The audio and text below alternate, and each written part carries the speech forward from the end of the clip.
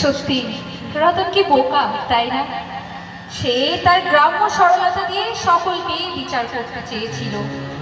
জানো তো ঠাকুর, আজও পেয়ারা গাছে চড়ে বেড়ানো কিংবা গ্রীষ্মের দুপুরে ধুলো উড়িয়ে চলা কোনো চঞ্চল কিশোরীকে দেখলে তোমার রতন ভেবে ভুল করে ফেলিব।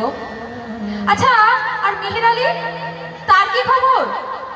সে কি আজও পথে পথে পাগলের মতো ঘুরে বেড়ায় আর বলতে থাকে, তফাৎ যাও, সব ঝूठ है, তফাৎ যাও, সব ঝूठ है, তফাৎ যাও। শুধু পড়ে লেখা ওই যে সুদূর নিহারিকা,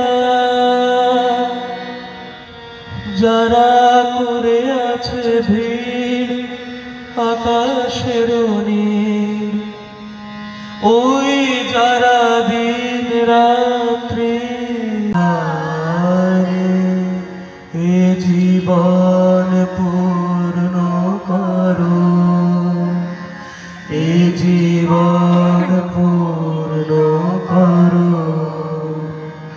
এ জীবন পূর্ণ করো, এ জীবন পূর্ণ করো, দহন দানে আগুন